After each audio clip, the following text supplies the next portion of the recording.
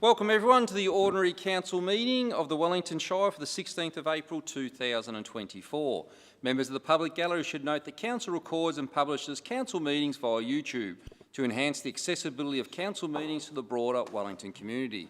These recordings are also archived and may be published on Council's website for viewing by the public or used for publicity or information purposes.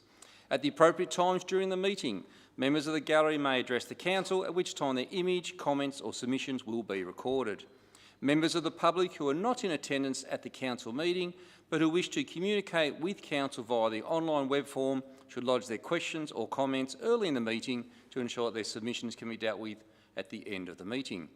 Please could gallery visitors, councillors and invited online attendees ensure that mobile phones and other electronic devices are turned off or in silent mode for the duration of the meeting. Wellington Shire Council acknowledges our offices are located on the traditional lands of the Gunai-Kurnai Nation. We pay our deep respects to their elders past, present and future and acknowledge their ongoing cultural and spiritual connections to their land and waters. There are no apologies tonight. Is there any declarations of conflicts of interest? No? Someone to move adoption of minutes of the previous Council meeting, please. Councillor Wood. Thank you, Mayor. I move that Council adopt the minutes and resolutions of the Ordinary Council meeting of the 2nd of April 2024. And second by Councillor Mackenzie. No, who am I calling you? Councillor Mackenzie? Councillor Stevens. Oh, apologies. Is that motion opposed? If not, that motion is carried. Happy with that, Councillor Wood? Thank you, Mayor. Item 4, business arising from previous meetings. There is none. Item 5, acceptance of late or urgent items. There are none. Item 6, notices of motion. There are none. Item 7.1, we'll address that further in the meeting at item 16.1. Item 8, invited addresses, presentations or acknowledgements. Do we have any? Councillor Mackenzie. Thank you, Mayor. Mine is about violence against women must stop. On Saturday, April 13, at the Westfield Bondi Junction Shopping Centre, people were going about their weekend, buying that special outfit, enjoying a coffee, catching up with friends, not realising what was about to happen. At 3 p.m, lives changed forever. Within minutes, 18 people were attacked with a knife by Joel Gauchi from Queensland and 6 have lost their lives. The attack was predominantly against women. This devastating event must not be forgotten and legislation, law and action to protect women from all levels of government must now be a priority. Only last week we were advised by the Victorian Government that 19 women have lost their lives this year so far to domestic and discriminatory violence from men. This needs to stop. Today, councillors were presented with the statistics of a respectful working place survey within Council.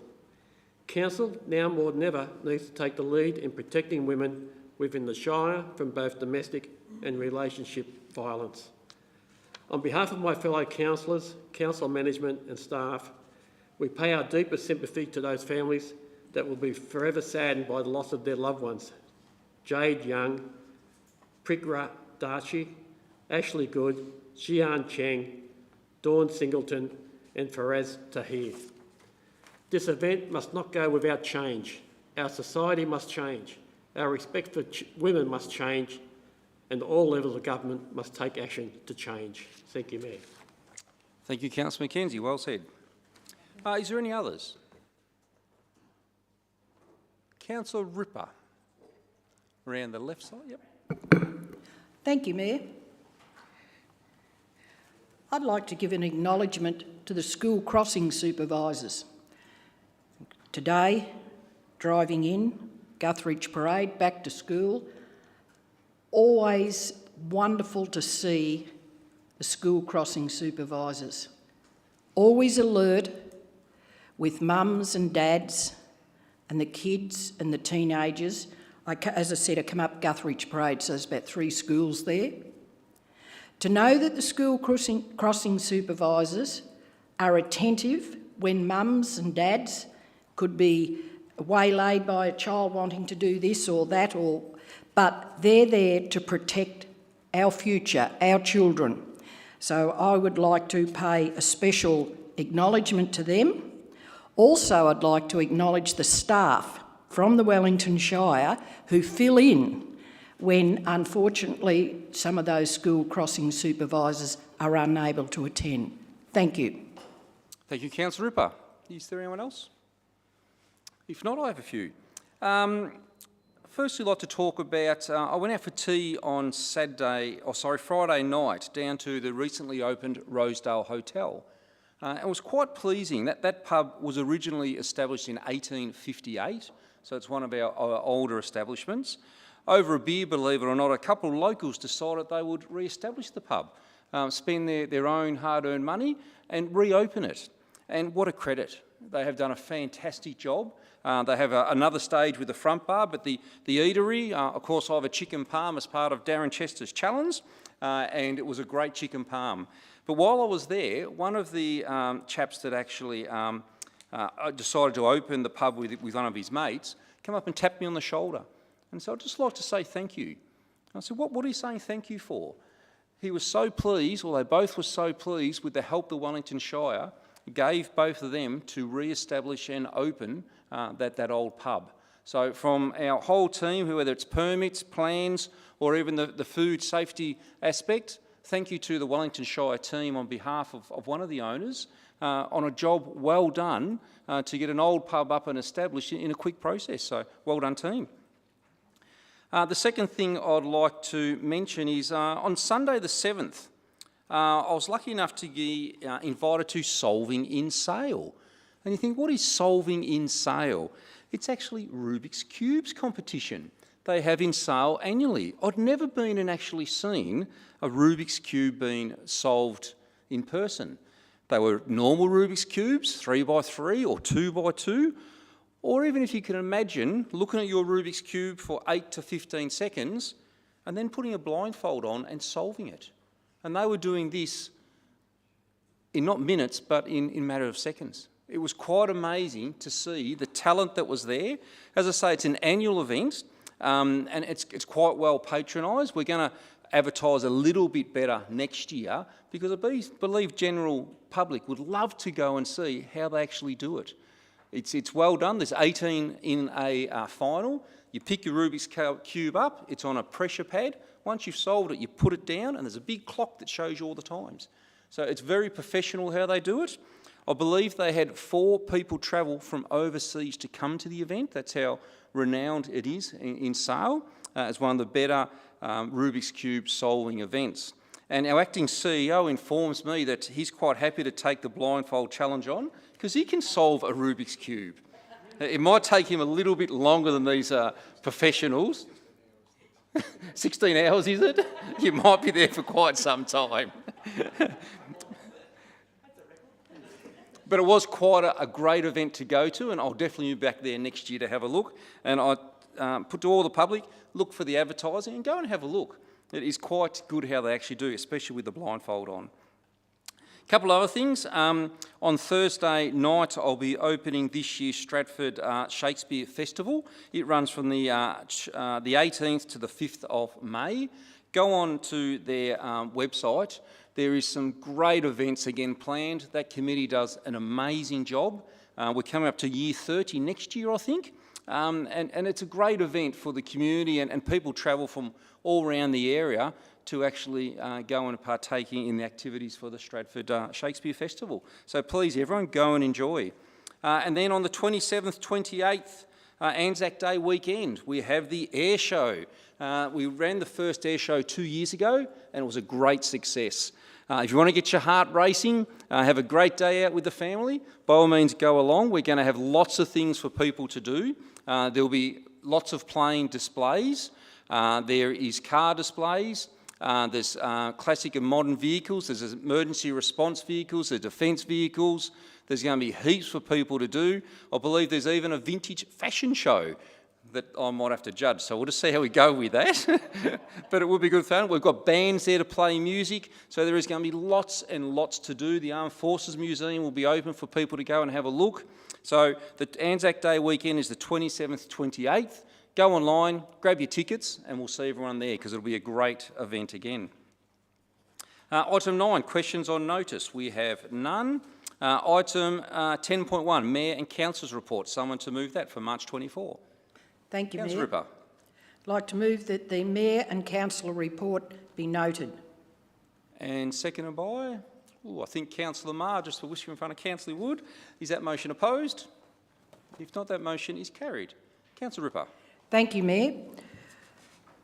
Councillors and the Mayor attended 18 events over the period in March, and I'm very pleased to note, and I'll go through, that all our councillors, all our 9 councillors were able to attend various events. We had the Youth Council Forum meeting.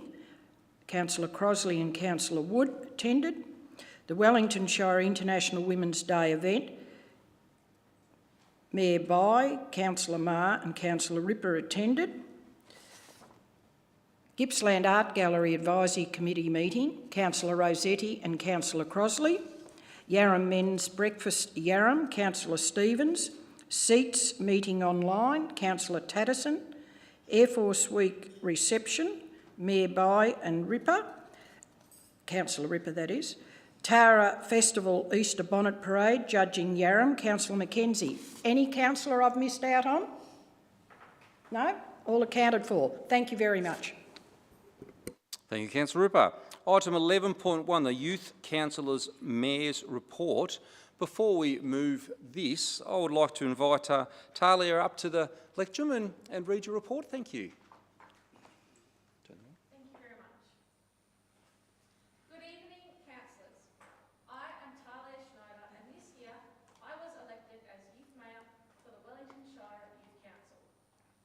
Our leadership team was elected in February, just before our formal induction with representatives from council and our families present.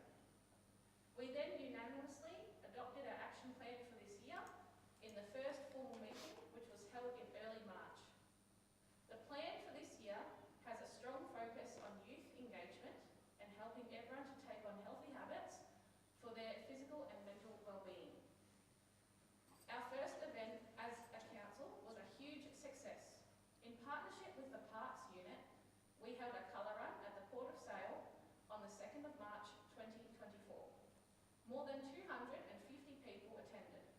It was a fantastic day with chances for everyone to get active and engage with the community.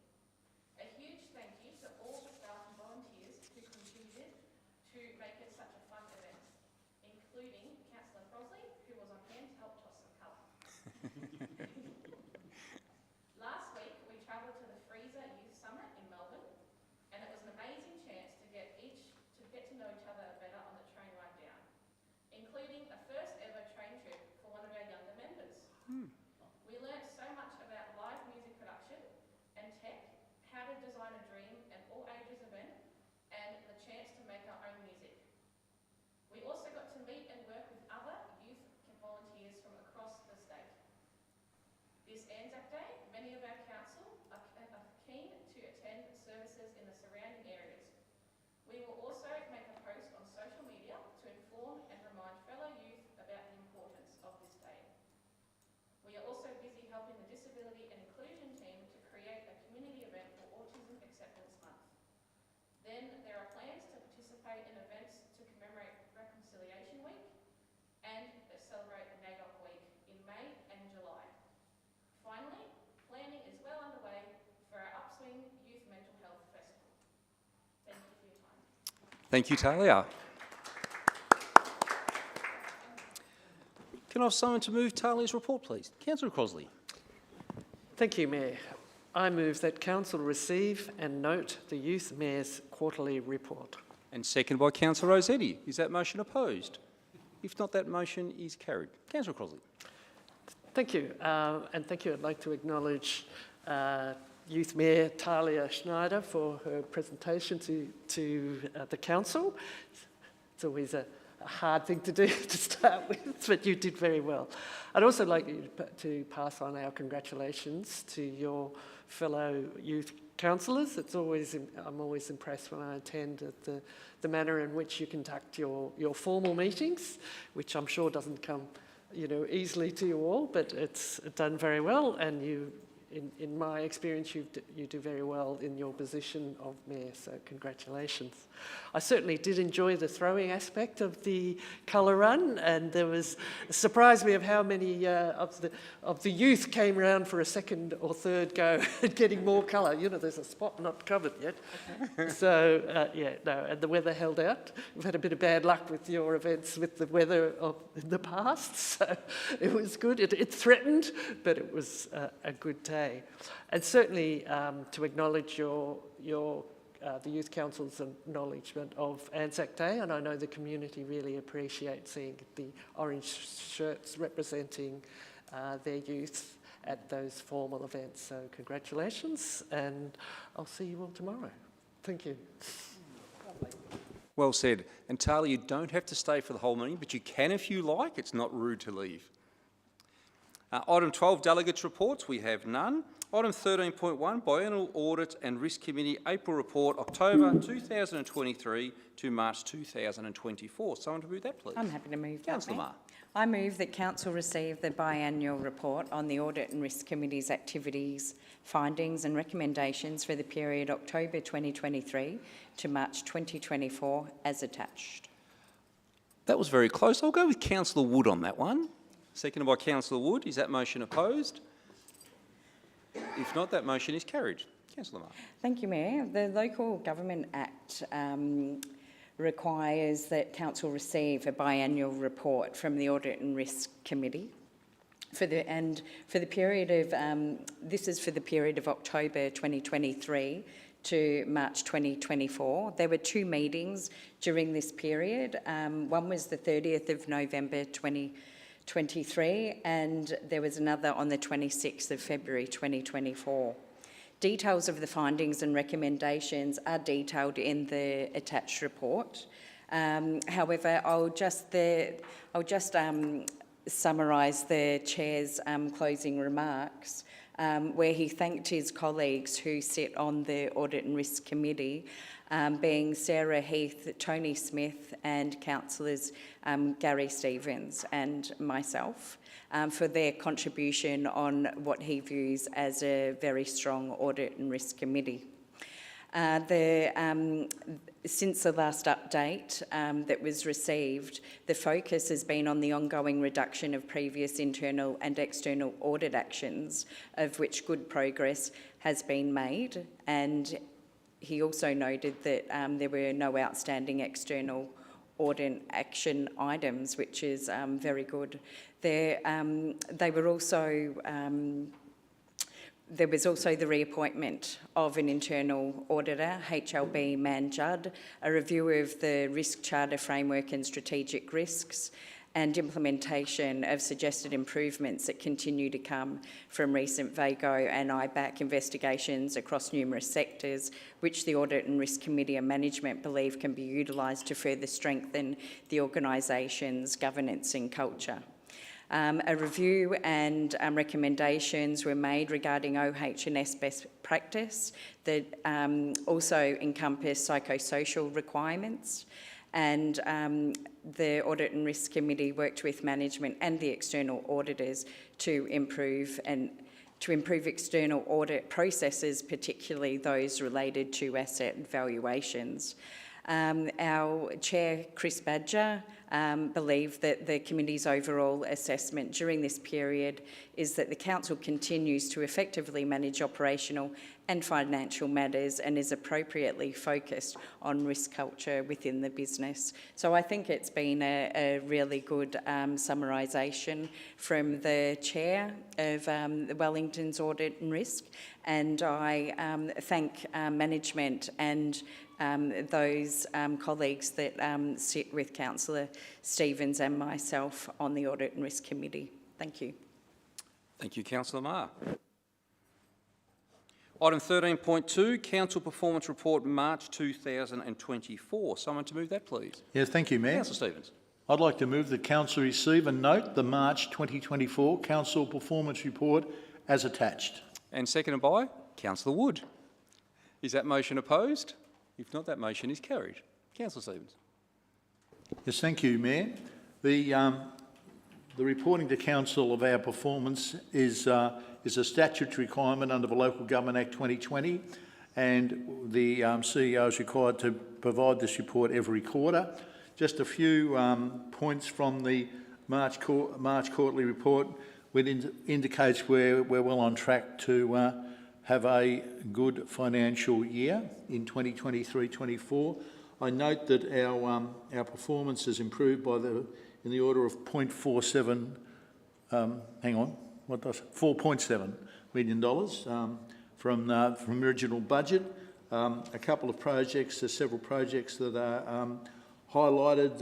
We're working on the completion of the Stratford Recreation Reserve social rooms, the Great Southern Rail Trail and the York Street road and other landscaping works. I note that one of the big issues in our financial report, particularly in the last quarter, has been carrying out works to recover from major disasters.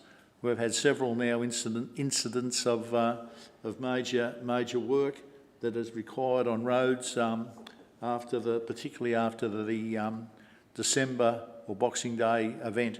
But I see that we expect to receive an amount of $2.4 million from natural disaster grants that we've applied for to recoup expenditure by contractors, and I believe there's something in the order of about $8.2 million in the budget for further work that we're actually carrying out at the moment. One of the major works we're now having to carry out is fairly large scope work on Butler Saddle Road at Carrajung, where we had slips. I think, and as we get into that job, we're finding that there's more and more problems that we have to rectify. So there are a number of roads around the Shire where this has been an issue, but obviously we can recover this money from the federal government through its natural disaster fund. The last thing I just say, Mayor, is that I note that in our capital expenditure program for 23-24, we did budget for some expenditure of some $42.694 million, and at the moment we expect the final wash up to be $43.475 million. So, pretty much we're on track for a good financial year. Thank you. Thank you, Councillor Stevens. Item 13.3, Chief Executive Officer's Report, March 2024. Someone to move that, please. Thank you, Mayor. Councillor Ripper. I'd like to move the Chief Executive Officer's report be received.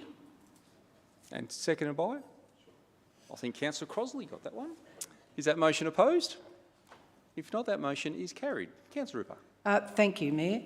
There's 7 events that over a period from the 1st of March to the 26th of March, CEO attended a Telstra Local Government Connectivity Planning Strategy meeting, attended a Locksport Business and Tourism Association meeting, Locksport, attended one Gippsland State Delegation Melbourne, including meeting with Ministers D'Ambrosio, Minister Teeny, Minister Horn and the Office of Minister Kilkenny, and met with Gippsland Water representatives in Sale. Thank you. Thank you, Councillor Ripper. Item 14.1, Assembly of Councils Report. Someone to move that, please. Councillor Marr. I move that Council note and receive the attached Assembly of Councillor records for the period 25 March 2024 to the 7th of April 2024. And seconded by? Councillor Tatterson. Is that motion opposed? If not, that motion is carried. Nothing noted. Thank you, Councillor Marr. Item 14.2, resolve to advertise draft 2024-25 budget, proposed rates, fees and charges. Someone to move that, please. Thank you, Mayor. Yes, I move that Council advertises its draft 2024-25 budget as attached, including fees and charges and multi-year capital projects in accordance with Section 96 of the Local Government Act 2020, and 2, Council consider submissions for the draft 2024-25 budget at a special Council meeting on Thursday, 16th of May 2024 at 5 p.m, and 3, Council meet on Tuesday, 4th of June 2024 at 5 p.m. to consider the formal adoption of the 2024-25 budget, and 4, Council make the following declarations regarding rates and charges for the period commencing on 1st July 2024 and concluding on 30th of June 2025. And I'm happy to leave the rest as read. Mayor. And seconded by Councillor Crossley. Is that motion opposed? Councillor Tallison is opposing.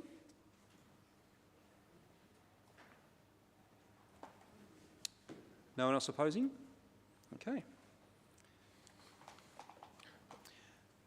Councillor Rossetti. Thank you, Mayor.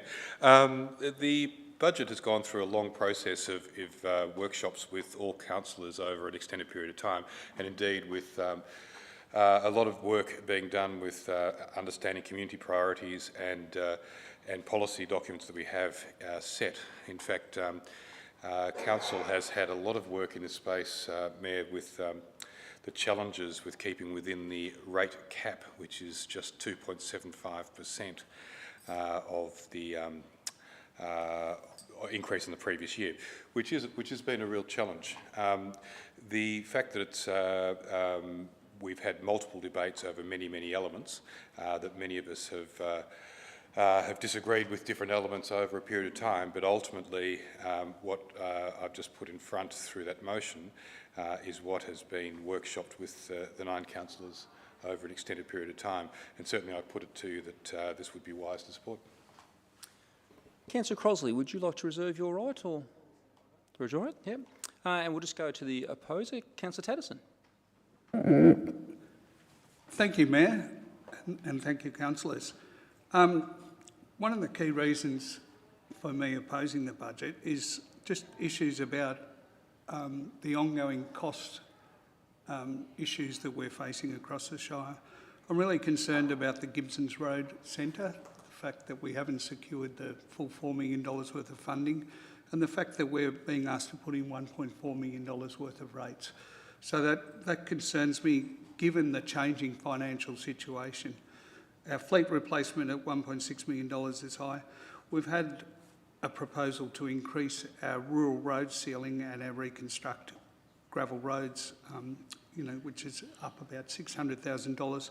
And the key reason for opposing the budget is the urban paths plan has reduced from a forward plan of $1 million over the next $1 million up to $1.5 million over the next 3 years, down to $500,000. It's a really key program, and I'm really disappointed to see that drop back to $500,000.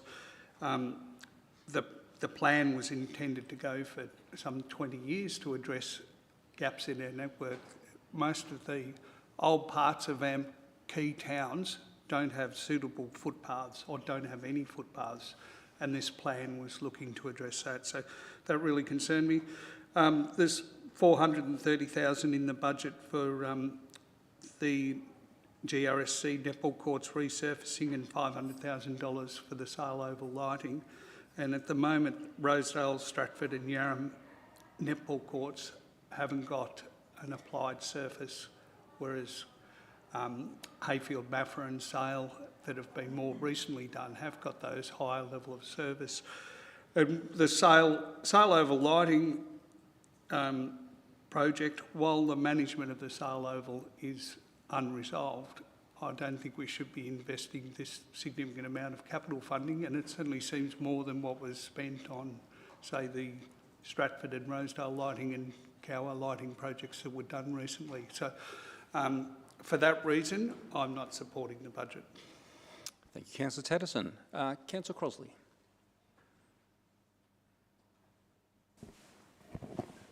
Thank you, Mayor. As I say, I like Councillor Rossetti, fully support the budget, and certainly because it's gone through a long process of discussion, and disappointed that Councillor Taddison feels he can't support it.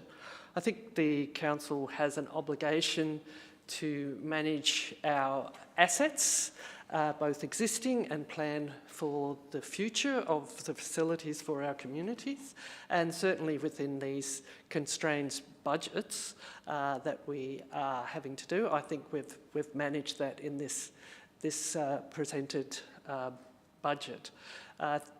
To go to one of your key disturbances of the budget is that just in the Council Progress Report that we've reached and completed 100% of what is the accelerated urban paths plan.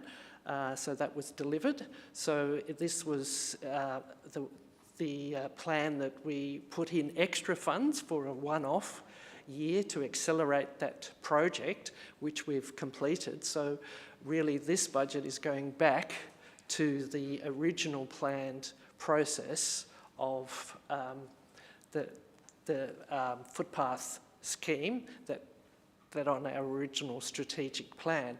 So it's not a cut, it's going back to our original strategic plan. I think the concern you raised about the funds in there for the Early Learning Centre, which is there as we have applied for government grants, and we will make a further decision when and if we get notification of a yes or a no for those grants. But we have to make provision in this budget if we are to progress that project and if we are successful in grants. So that's why it's there.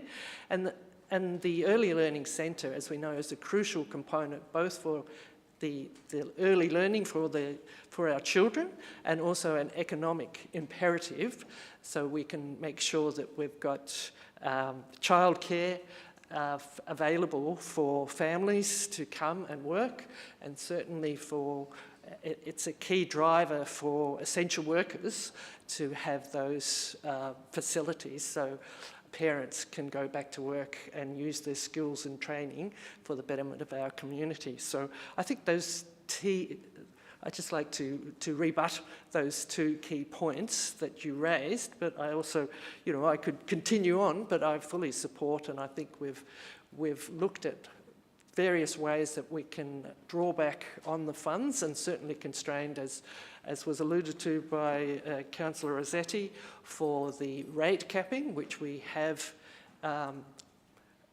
kept to that to keep the costs down for our ratepayers. But I recommend this budget to my fellow councillors and to the community. Thank you, Councillor Crosley. Councillor Rossetti. Would anybody else like to speak? Right, Councillor Rossetti. Sorry, it's been a while since we've had an argument in the chamber, so it's worth remembering the process, Mayor. And thank you, councillors, for the debate there. I would note, though, that the motion is not actually to accept the budget. The motion is actually to put it out for submissions. This is to advertise it. So at the moment, it's not about whether we accept what's in it. Not indeed. We've got the opportunity to change things there. And if there are certainly members of the public who are aligned with any views around what we should or shouldn't have in the budget, then once we advertise it, you're very welcome to, in fact, we invite you to come forward and have your 2 bobs worth to tell us. Because if you think there should be more footpaths, less footpaths, more sporting infrastructure, less sporting infrastructure, mints on the table or lobster on our table, whatever you think is why we put it out for public comment. The fact is that the council expenses, like everyone's expenses, have been going up at a very high rate, and we've seen that certainly in the inputs into council expenses. And the challenge is that we do have a rate cap of 2.75%, which is, as everyone would recognise, it's under the normal CPI headline figure, but it's certainly well under what the costs of local government are. But we are obliged under the fair go rate system from the state government to do that.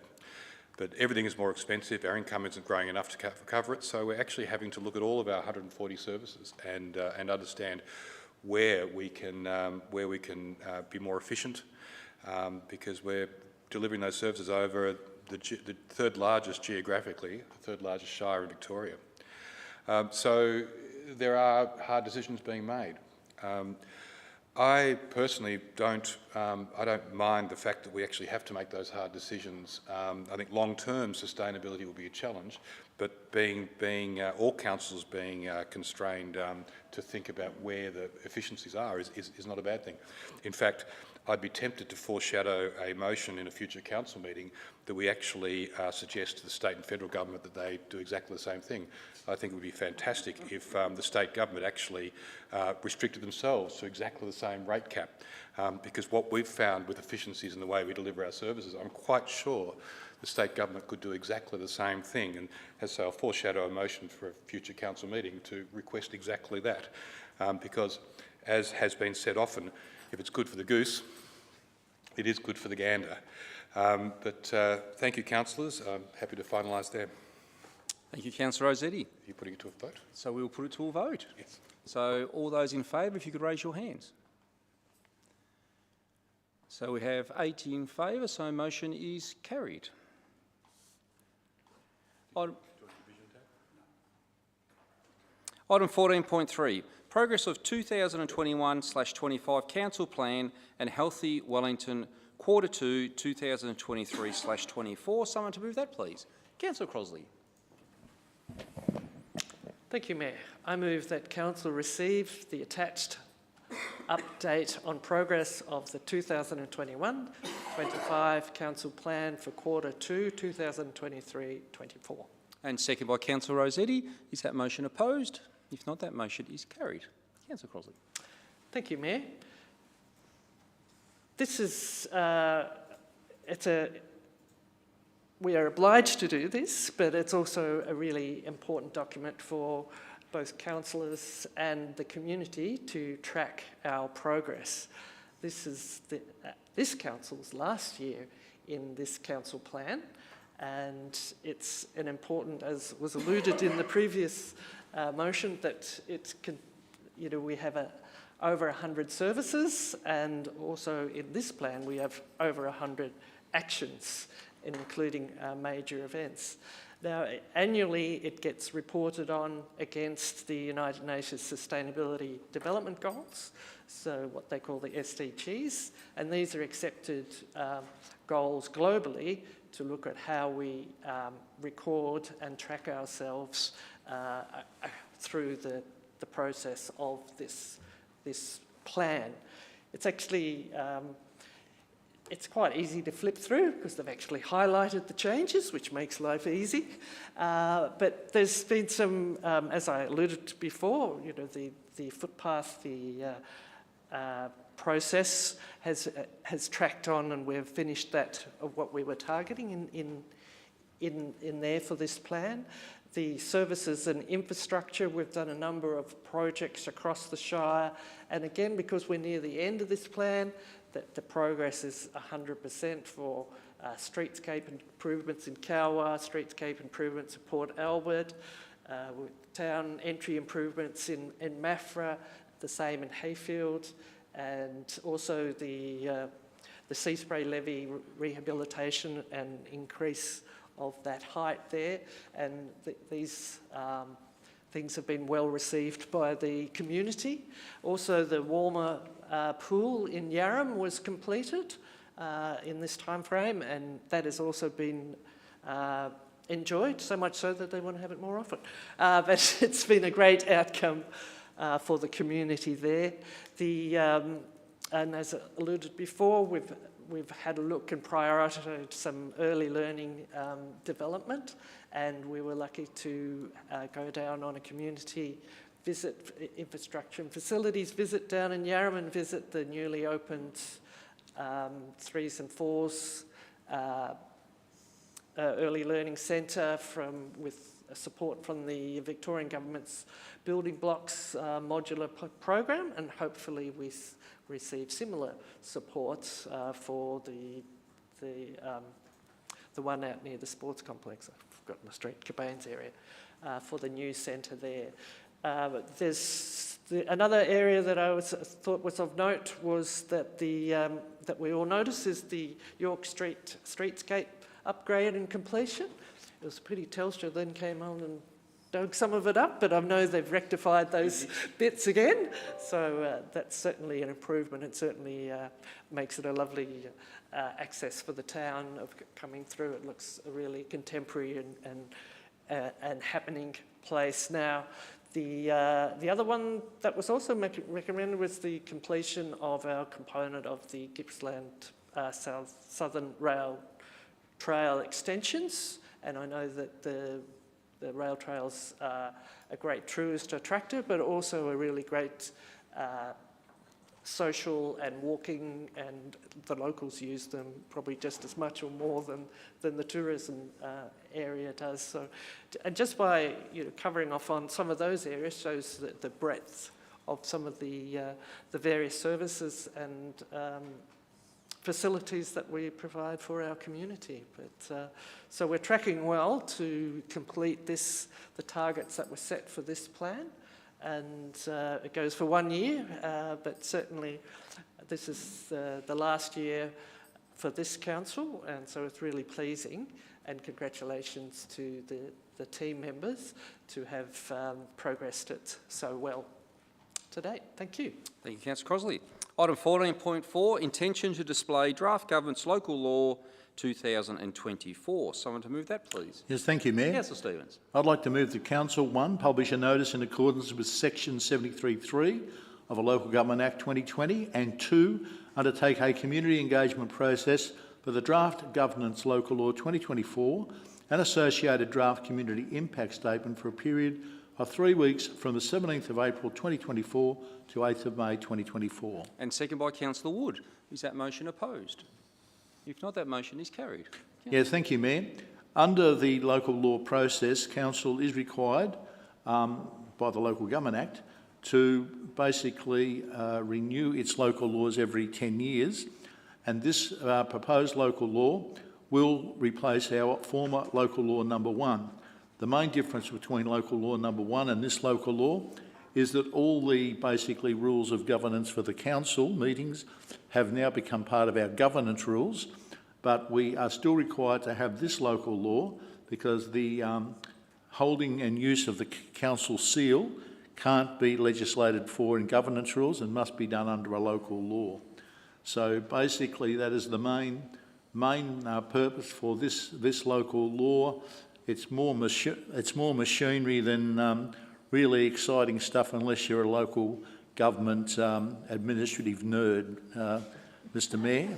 But, I love local government processes. So I'm happy to have moved this motion and thank councillors for their support. Thank you, I think, Councillor Stevens. Item 14.5, S11B, Instrument of Appointment and Authorisation, Environment Protection Act 2017. Someone to move that, please. Councillor Tatterson. Thank you, Mayor.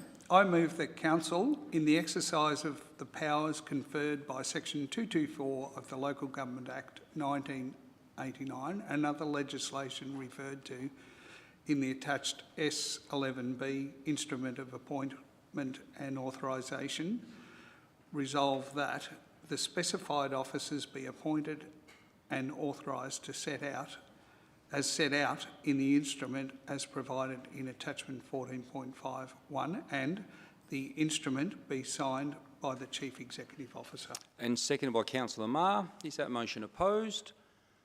If not, that motion is carried. Councillor Tatterson. Thanks, Mayor. This is procedural, but it's a very important piece of legislation to have our authorised officers undertaking their roles. Thank you, Councillor Tatterson. Item 15.1, Quarterly Strategic Land Use Planning Update Report, first quarter 2024. I'm happy Councillor to move Marr. that. Thank you. I move that Council receive the first quarterly update on the Strategic Land Use Planning Work Program included in attachment 15.1.1, current strategic planning work. And seconded by Councillor Rossetti. Is that motion opposed? If not, that motion is carried. Councillor Marr. Thank you, Mayor. We have a number of strategic planning projects that are at various points of progress. There's 6 in total, and I'll just read a brief overview of each. The West Sale Industrial Land Technical Reports and Development Plan. The reports have been completed, and they will certainly inform the preparation of the development plan for the site, which will be prepared in the first half of this year. The MAFRA Structure Plan Implementation and Development Contributions, which is of high priority to Council and their community as well, I'm sure. The requirements for the water drainage and traffic contributions are expected to be finalised in the first half of this year. The preparation of a funding mechanism will then commence once that is finalised. A planning scheme amendment to formally translate the MAFRA Structure Plan 2022 into the Wellington planning scheme, along with other changes, will likely commence mid-2024. The Sale Western Growth Area, the Warwick Development Plan infrastructure contributions is also another high priority considered by Council. A draft developer contribution plan to apportion costs across the development with key infrastructure is required to support future development and is certainly an outstanding matter that still needs to be addressed. Funding and procurement of public infrastructure works policy is also of high priority. Council officers have had initial discussions with two subdivision proponents, one in Yarram and one in Warwick, that could be considered for this funding.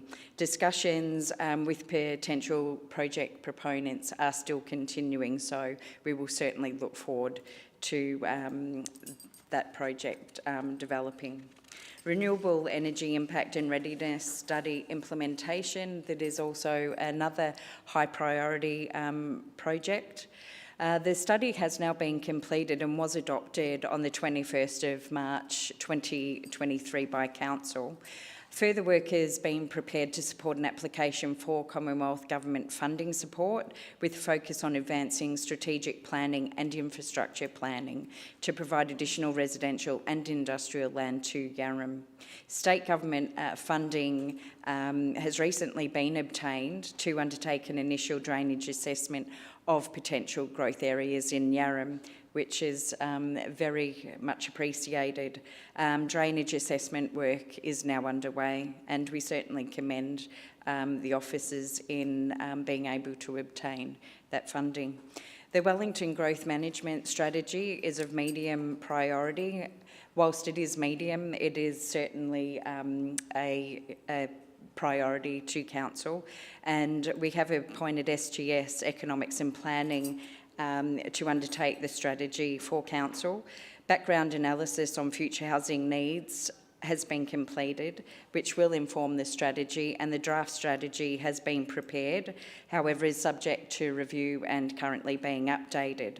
Once that is completed, that will then be presented to Council for our consideration, and once that has gone through that process, it will be released for community and stakeholder feedback. There are also a couple of development plans that are in progress. DPO1, the Cola Road East Development Plan, which was on public notification from the 12th of February to the 12th of March 2024. 7 submissions have been received and are currently being reviewed. DPO8, Rural Living Area, bound by Williams Road, Willung Road, Hoopers Road and Friends Road in Rosedale. It's a development plan that proposes 85 lots in the rural living zone that would certainly be most welcomed. That's awaiting the submission of updated information post-public notification period from the applicants for review. And DP014, Summerhill Precinct Plan, Longford, that development plan has been approved on the 21st of February 2024, which is great news. Thank you. Thank you, Councillor Marr. Item 15.2, monthly planning decisions, February 2024, which is back to you, Councillor I will Marr. also move that one. I move that Council note the report on recent planning permit trends and planning application determinations between the 1st of February and 29th of February 2024 contained in the attachments to this report. And seconded by? Ooh, dead heat over there, I think. We'll go with the ladies. Councillor Wood. Is that motion opposed? If not, that motion is carried. Councillor Marr. Thank you, Mayor. There were a total of 32 decisions made for the month of February. It shows consistent development across the Shire, particularly the coastal region, with the 2-lot subdivisions still going quite strong. Applications received for the quarter on the increase with active files, reflective of that. Decisions made are still strong, especially compared to rural regional averages. It certainly highlights, though, how that we have a really good planning team who are doing a really good job, and I just want to send a shout out to each and every one of them, because they're certainly keeping Wellington Shire as the leaders on the board, and a lot of feedback that I have been receiving of late has been really positive, particularly from developers and builders that have been dealing with other shires, and they love dealing with Wellington. So well done. Most certainly. Thank you, Councillor Marr. Item 15.3, Vicgrid transmission option. Someone to move that, please. Councillor Crosley. Thank you, Mayor. I move that Council 1 note Vicgrid's preferred transmission option and associated consultation documentation available on the Engage Victoria website for the first stage of offshore wind development in Gippsland, and 2, seek a meeting with Vicgrid and the Minister for Energy and Resources, the Honourable Lily D'Ambrosio MP, to provide feedback. And seconded by? Councillor Tatterson. Is that motion opposed? If not, that motion is carried. Thank you, Mayor. I will read some of the documentation, because I think this is a very important item and of much interest to our community. As referred to previously, the 2021-25 Council plan, and in the development of that plan, the community raised that climate change was identified as a #1 priority for Wellington Shire. So having that focus and having that as one of our key priorities, when there has been the rapid change in the environment of the industry potentials with the GRES, with the Gippsland Renewable Energy Zone, and the potential for $40 billion of planned investment, most of which is offshore, the council undertook with some both council funds and some funds from the state government to do a Wellington Renewable Energy Impact and Readiness Study. Having had that information of what we needed to do in the planning process to actually make this happen in our region in an appropriate way and with the best outcome from the community, the council then adopted a position statement in June of last year to support the new energy transition and to get, as I say, to get the most appropriate development for our community. Council has acknowledged the need that we need to establish the transmission for the both onshore and offshore transmission lines to make this transition that is needed to transition from the old energy to a new clean energy, of which will bring many benefits both to the climate but also to the communities with the economic development there. But we certainly, and the community expected that we wouldn't be having a spaghetti effect of multiple transmission lines across our communities. And it was with this statement that the state government set up Vicgrid to do an overall planning of this.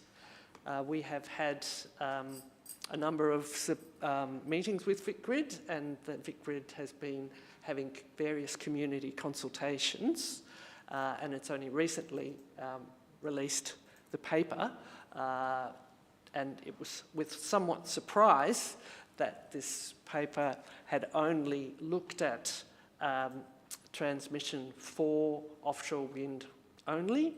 It hadn't assessed the GRES, which was the AusNet proposal to actually look connecting onshore new energy infrastructure. And so I think it came as somewhat surprise both for the council and for the community that these aspects weren't covered in that that release document. But having said that, we still are fully supportive and understand that this transition needs to be made. The preferred site was, as I say, looked at assessment of not so much the route at the moment, but the corridor of where that route shall be in. So, as I say, different from what the community had been expecting and had been looking at previously, but again, there is opportunities to respond to, and I encourage community to go to the Vicgrid websites to make further comments on that. So the impact study that we did, and certainly with the targets that the state government has set, there's up to 12 gigawatts of future transmission that needs to be looked at and needs to be transferred via transmission lines from the source through to the valley. And this Vicgrid proposal is only looking at the very first set of 2 gigawatts. So we feel that if we are to continue to have the support from our community, they need to understand what the whole picture looks like. So even if they don't know the exact route, we feel that there should be conversations with the community of what the end game will look like when we're looking at 2040 in this development. This has considerable impacts on Wellington, both good and also maybe some disquiet about how this will come about. So this is why we are seeking further consultation, both with the Minister and with Vicgrid, to raise these concerns, but understanding that we are overall supportive of the transition that requires this transmission, but we really need to have the best science applied, and also really need to explain to our community the difference of these sciences.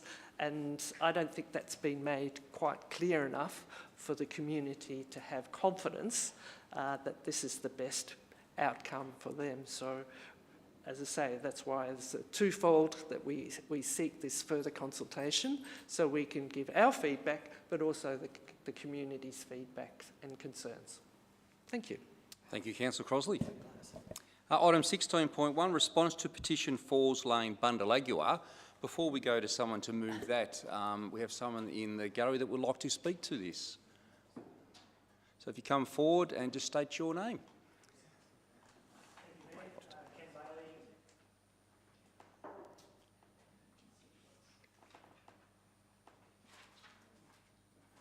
We'll just go through our technical things here. It wasn't working earlier.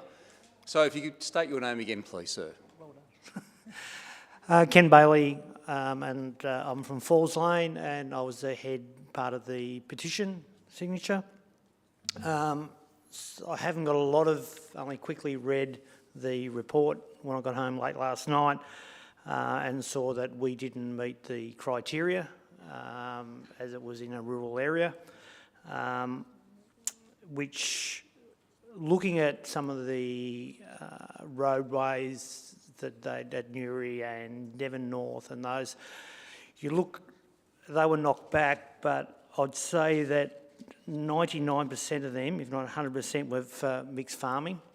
Where you look in Falls Lane, there is it has now changed the look of the place because of subdivisions and whatever, and nearly 50% of the housing there is residential rural.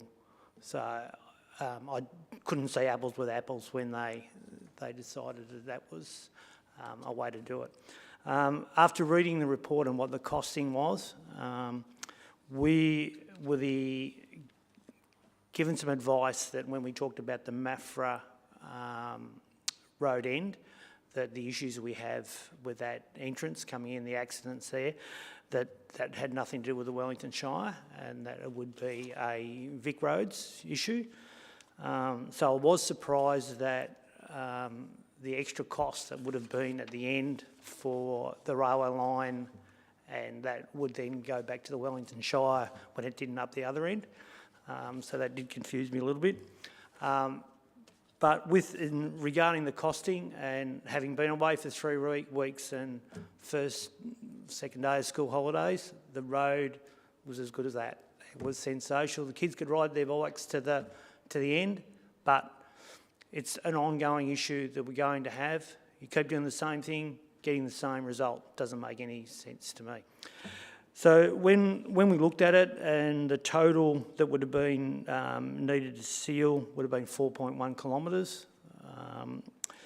So you had the 1.1 was already sealed, and then we had an extra 1.2 kilometres which would cover all bar one of the houses. Now, 200 metres of that used to be bitumen. Things have changed a little bit because when you were a councillor on the Maffra Shire, you got the bitumen road up to Purdy's place. So that's how we knew it had been done. But it had just gone away, and they just said it was easy to gravel it. But there's a lot. I think we've had about 8 houses there in the last 14 years in the development. So we would be talking to a few of the landholders there. We're more than happy for it not to be bitumen all the way through. To me, it would make sense. It'd be safer for the kids and everything like that if it's not a highway that people are coming through. But we would like the council to look at it in future, that when it does become available, funding becomes available, even if we get that those houses are covered, back to the bitumen. So you've got kids walking through paddocks because they won't go on the gravel road, and that to me is, in these days, is just ridiculous. But we understand the restraints that are there and what you must work with. But that was probably the main thing I looked at, is that they're happy to just, as long as we can get that road, and if they can keep it in the same condition or change the base so that it is just, as soon as it rains, it's gone. And yeah, they do a really good job of it, and you say, that's sensational, but looking 3 weeks later, you say, why did I bother? So, thank you very much. Thanks, Ken. So look at someone to move that motion, please. Councillor Ripper. Thank you, Mayor. I'd like to move that the Chief Executive Officer write to the head petitioner advising council will continue to maintain Falls Lane, Bundalaguah, in line with its road management plan, and provide information regarding a full cost recovery special charge scheme. And seconded by Councillor Wood. Is that motion opposed? If not, that motion is carried. Councillor Ripper. Yeah, thank you. And thank you for speaking. The background: at the council meeting on the 19th of March 2024, council received a petition regarding Falls Lane, Bundalaguah. The petition requested that Wellington Shire Council undertake works to seal Falls Lane, Bundalaguah. Wellington Shire Council's procedure for upgrading residential streets in accordance with its residential road and street construction plan via a special charge scheme where both council and the benefiting property owners contribute to the works. The residential road and street construction plan only applies to urban centres and small and coastal townships. As Falls Lane and the properties abutting it are wholly located within the farming zone, the residential road and street construction plan does not apply. Any upgrade of Falls Lane would typically be via a special charge scheme, where the full cost of the upgrade would be borne by the scheme participants. There are approximately 20 properties which abut the unsealed section of Falls Lane, which includes a rail level crossing and a highway intersection. Council's officers have undertaken a high-level cost estimate to upgrade and seal Falls Lane, Bundalaguah, which is in order of $1,350,000. No allowance in this estimate has been made for any significant upgrades to the rail crossing or the highway intersection. Should Council consider a special charge scheme for these works, the cost would need to be fully and appropriately apportioned among the scheme participants. There are no plans for Council to upgrade and seal Falls Lane, Bundalaguah, as part of a future capital works program. There are approximately 1,560 kilometres of maintained unsealed roads within the Wellington Shire. These roads serve as primary access to homes and farms for a significant proportion of the community. Wellington Shire have received several requests in the past for upgrades and sealing similar rural roads, with more recent examples including Banks Road, Gormandale, Devon North Connection Road, Devon North and Warrigal Toms Creek Road, Newry. Response to previous requests has been in line with the recommendation of this report in that any upgrades would need to be funded under a full cost recovery special charge scheme by scheme participants. Thank you, Mayor. Thank you, Councillor Ripper. Item 17.1, review of community and recreation facilities. Someone to move that, please. Councillor Stevens. Yes, thank you, Mayor. I'd like to move the Council 1, receive and note this report, and points 2, 3 and 4 as set out in the Council agenda. And seconded by Councillor Ripper. Is that motion opposed? You're opposing as well? No. So opposed by Councillor... Just so I have it.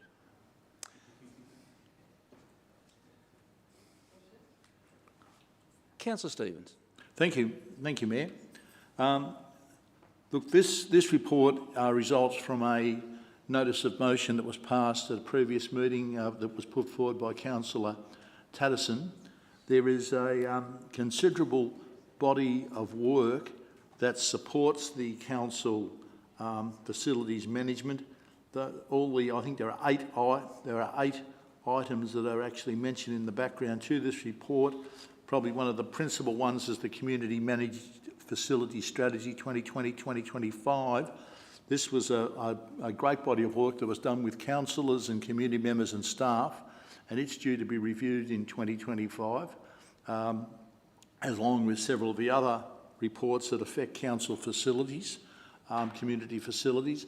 I know that Councillor Tatterson would like to see a review undertaken sooner rather than later, but basically the advice from council officers, Mr Mayor, is that there is a deal of work to be done. Some of these certainly the community managed facility strategy will be reviewed next year, and there is, I think, the amount of $60,000 in the draft budget for 2024-25 to carry out further work on all these issues, so that I think that pretty much the council and the officers are all, I think I drew the analogy earlier that we're all in the same boat and we're all rowing in the same direction, but perhaps some of us would like to get to the destination a little faster than others.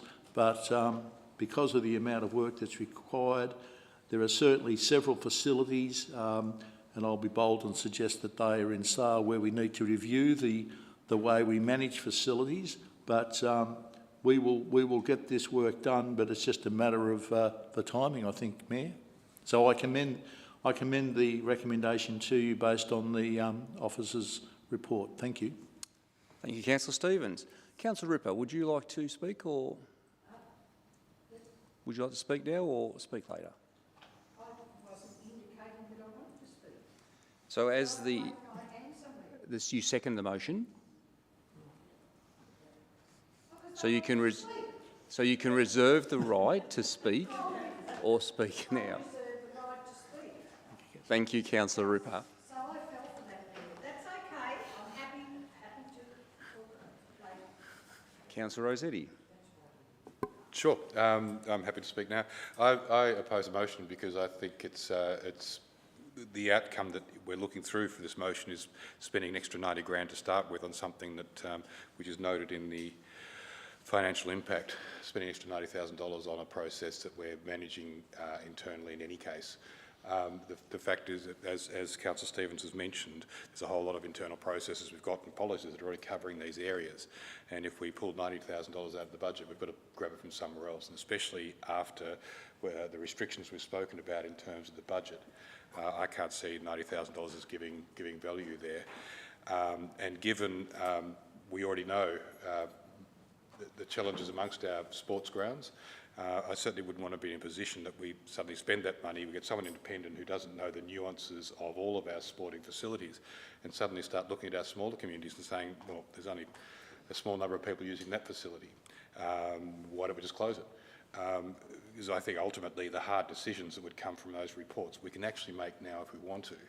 Having a report done when we're spending an extra $90,000 in the estimates here, I don't think gets to us to a position that gives us any greater strength, any greater understanding of what we know we do or don't need to do, which we already know now.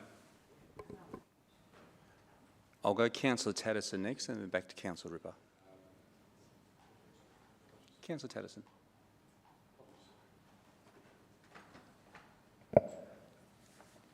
Thank you, Mayor. I put forward a notice of motion, and I believe that my personal opinion is this recommendation in this report doesn't actually address the notice of motion. It actually moves beyond that and moves to an action from the council officers. But that being said, the reason for the notice of motion was that while there was a lot of work done on existing reports, when you read through the documents, there's key things such as hierarchies, management, service levels and operational funding. And when you read through the document, particularly so the hierarchies, it describes regional, district and local. And then when you get to the implementation, it comes up with about 6 different levels, which to me just adds confusion. It would be a lot simpler if the hierarchies were looked at regional, district and local. And what we seem to find is some facilities cribbing into higher levels and others being pushed down into lower levels because of that lack of clarity. The service levels across the Shire, they appear ad hoc, and people seem to get different service levels at different facilities based on whatever. It seems to just happen in an ad hoc basis, not on a strategic or planned basis, and that's something that I'd like to see addressed. The management of facilities, Councillor Stevens did say this, one of the key documents that we're referring to is the community managed facilities. And the only reason that a number of facilities in Sale are direct managed is because some 30 odd years ago, the City of Sale direct managed these facilities. So for 30 years, the Wellington Shire hasn't come up with an equitable and transparent Wellington method of managing these facilities. So like facilities in Sale are direct managed, and we've done all this work on community managed facilities, but we haven't got a plan for, or a council position for what happens with a lot of the Sale facilities.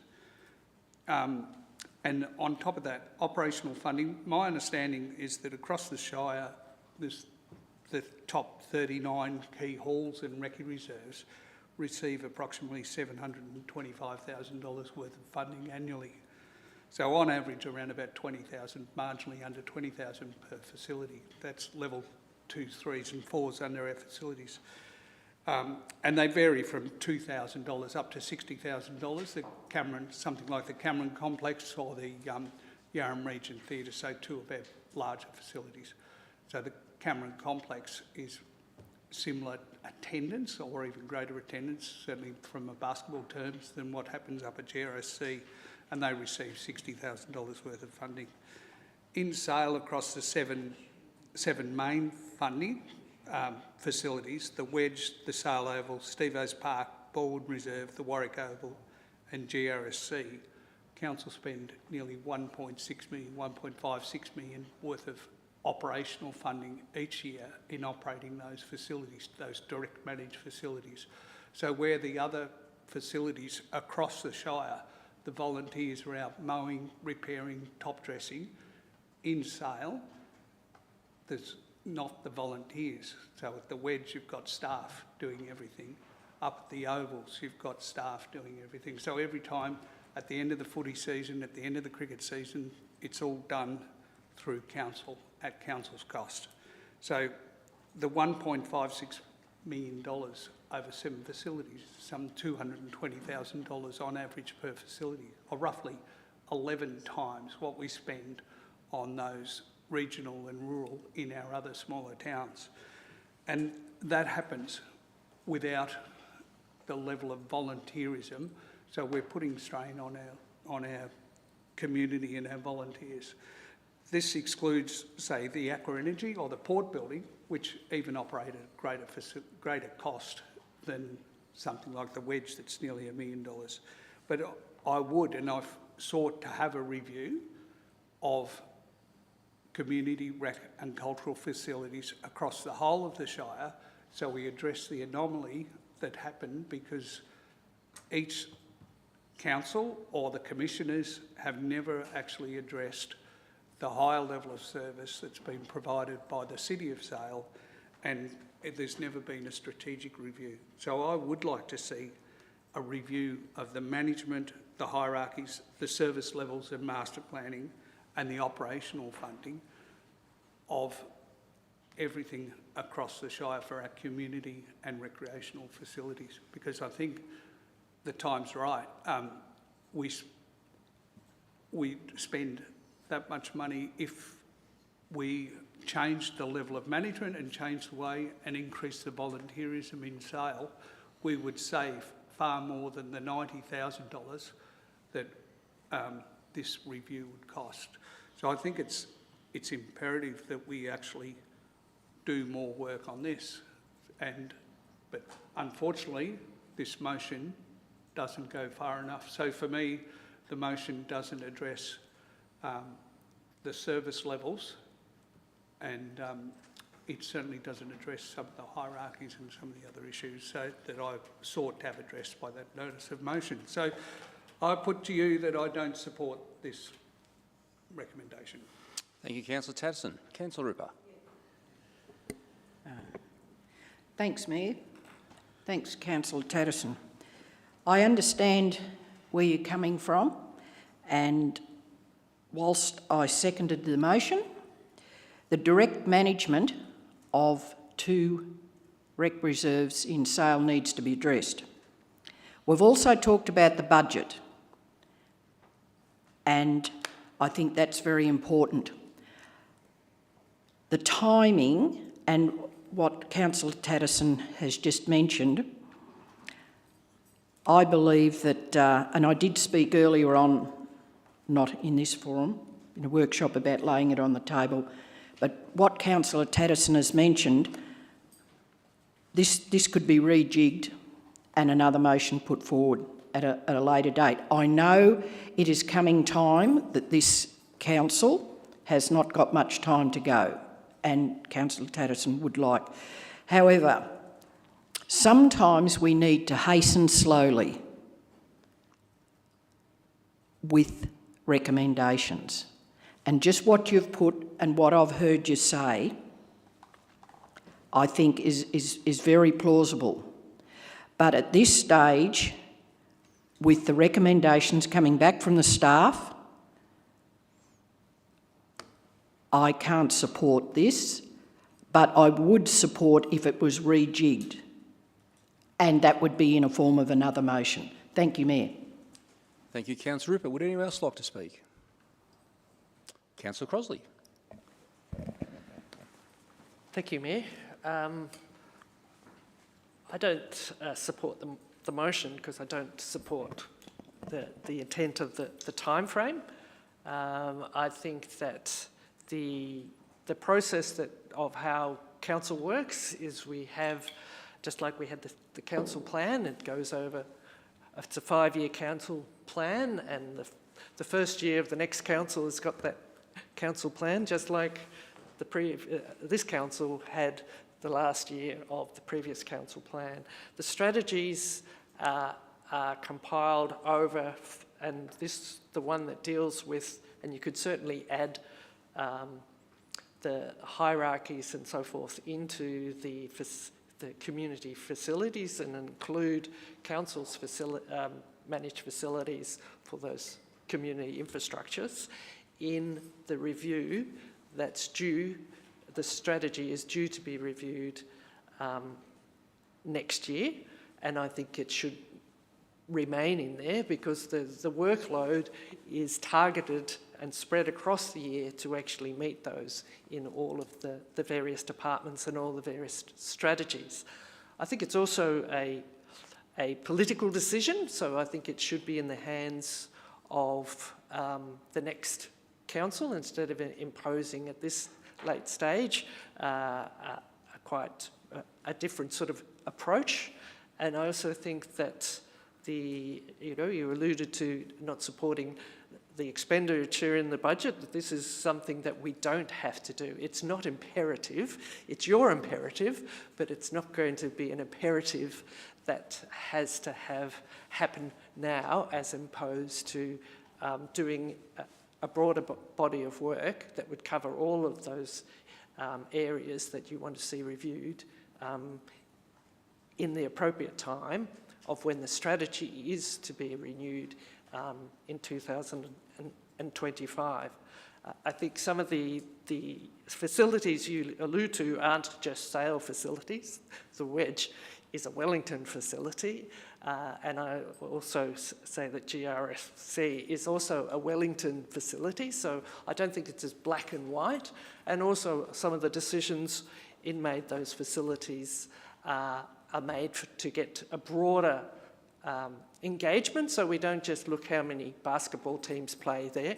We actually look at a whole range of, walking basketball and blind hockey and all sorts of other things that occur there that wouldn't occur if it was just run by volunteers. So I think it's a bit disingenuous just to say they are sale facilities. But it goes back to my original premise. It is due to be reviewed, and the time frame and the strategies that are timetabled next year, and I think that's the appropriate place for it, not trying to scramble some extra funds out of this budget to achieve that. And I think the recommendation from the officers was their best effort to squeeze this request into the current budget and also into the constraints of time. But having said that, they did their best to try and achieve what you wanted, but I still don't support the premise to actually move this early into this year as opposed to next. Would anyone else like to speak? Yes, Councillor Marr, then we'll go to Councillor Mackenzie. Thank you, Mayor. I'd like to state that I don't support this motion either, largely around the fact that it is unbudgeted and has financial impacts and also impacts our current strategic priorities and capital works projects and projects that have been prioritised to this point in time that will be rescoped, cancelled, paused or deferred. As Councillor Crosley stated, the completion date that was initially set of August 2024, as advised in the report, is not achievable. And I also have a concern that by imposing the cost and works over the next 18 months, we're also imposing this upon a future council. There's opportunity for much of this to be reviewed over the next number of years, and with a new council that will be taken along and understand what that work will encompass. And it's also important to note that looking at some of the work and policies, they've only recently been adopted as late as December of 2023. So thank you, Mayor. Thank you, Councillor Marr. Councillor Mackenzie. Thank you, Mayor. Mine's more from, a disappointment lens. Councillor Tatterson has brought this to the attention of Council for the last 3 years. He's consistently asked for a review. If we recall, around about mid last year, the General Manager for Community stated directly that it required an external review. Councillors agreed to that at the time, and it's now taken this long, some 8 to 10 months later, to be where we are today. From my point, I'm just disappointed that we've taken so long to get to this level. We have in the past, as I said, had commitment from the General Manager, and they asked that the review be done. Councillor Tatterson for 3 years has certainly had this as an agenda item, and I think we're the ones that have delayed it, not certainly Councillor Tatterson. To get to this stage, it's disappointing. Thank you, Mayor. Thank you, Councillor McKenzie. Would anyone else like to speak? Councillor Stevens. Well, thank you, Mayor. I'm sensing that perhaps we aren't all rowing the same way in the boat that I thought we were earlier.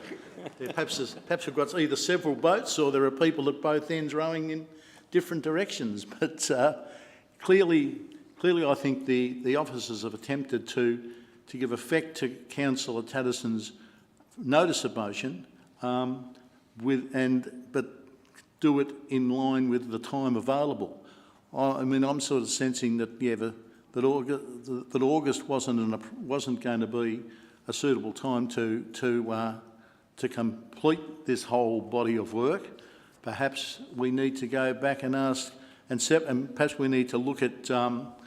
I don't know if cutting is the word, or separating maybe the better word.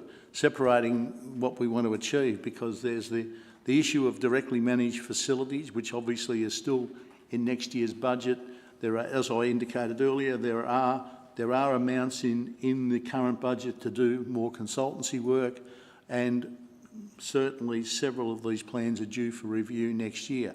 So maybe if I sense that the council's not happy to proceed with this motion, we perhaps need to go back and have another workshop with council officers to discuss what the way forward is. But I was certainly happy to support this motion on trying to move forward with consideration of what Councillor Tatterson wanted, but keep in mind the 8 different documents that we already have in place. And I don't think I need to say any more at this stage. Thank you, Councillor Stevens. So we'll put that motion to a vote. Those in favour of the officer's motion? So we have 3.